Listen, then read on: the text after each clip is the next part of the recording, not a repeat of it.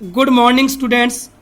तो जो हमारा 8th क्लास का जो ये चैप्टर है वो सिक्स का है।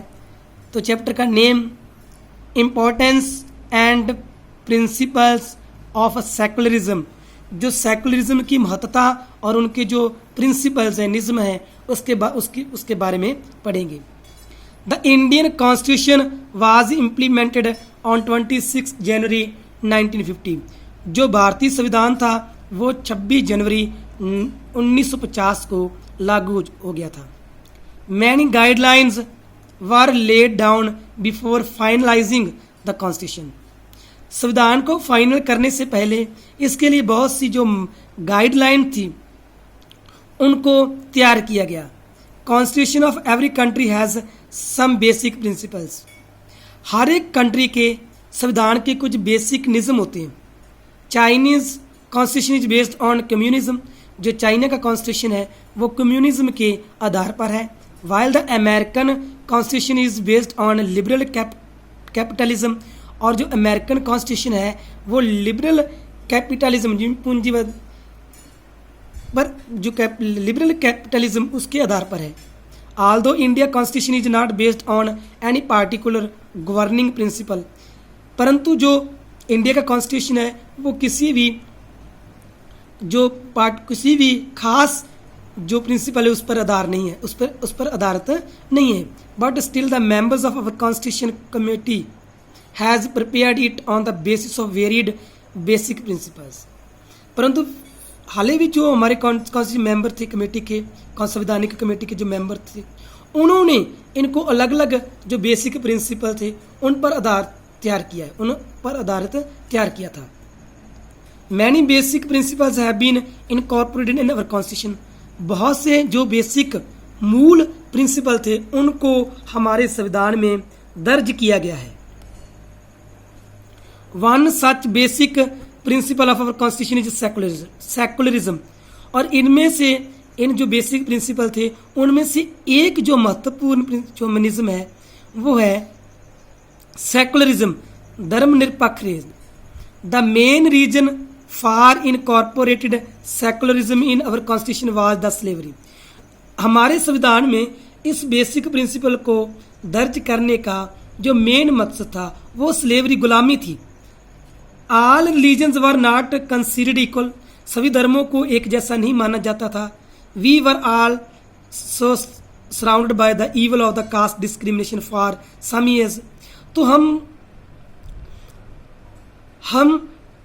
पिछले समय में बहुत सारे जो भेदभाव थे, जात पात थी, ऐसी बुराइयों से घिरे हुए थे। Christianity emerge the main religion, main धर्म बन चुका था। While the other time Muslim religion was prominent. और उसके बाद जो मुस्लिम धर्म था वो मेन था इन द सोसाइटी, समाज में। This religious fanaticism ultimately lead to the partition of our country in 1947।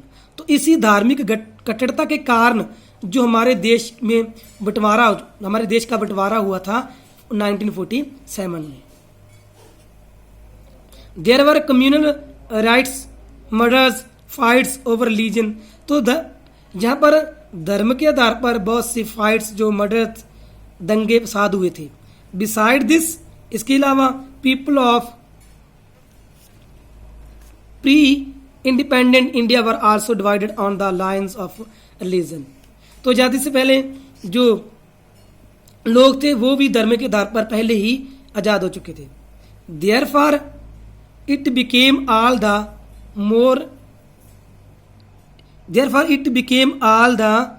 More important, ये सबसे जरूरी बन गया था टू इनकॉर्पोरेट सेकुलरिज्म, भी सेकुलरिज्म को, धर्मनिरपेक्ष को दर्ज किया जाए इन अवर कॉन्स्टिट्यूशन, हमारे संविधान में। दस अंडर द सर्कमस्टेंस, इस हालात के देखते हुए, इट वाज एसेंशियल, ये जरूरी था फॉर द कॉन्स्टिट्यूशन मेकर्स, संविधान बनाने वालों के लिए, to follow the principles of secularism, जो सेकुलरिज्म के जो निज़्म है उनको फॉलो किया जाए। A secular countries that where, जो धर्मनिरपेक्ष देश होता है वो ऐसा होता है where all religions are equal, यहाँ पर सभी धर्म एक जैसे होते हैं। The secular country does not have any state religion, उनका कोई भी जो स्टेट धर्म नहीं होता है। And people are free to practice any religion, और जो लोग होते हैं वो किसी धर्म को मानने के लिए स्वतंत्र होते हैं।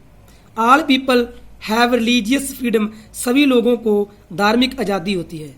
इन a secular country nobody will be discriminated on the grounds of the religion. तो सेकुलर कंट्री में किसी व्यक्ति के साथ धर्म पर कोई भी भेदभाव नहीं किया जा सकता। On one of the biggest example of secularism is that, जो सेकुलरिज्म की सबसे बड़ी एग्जाम्पल है वो ये है, the president in our country have been from different religions.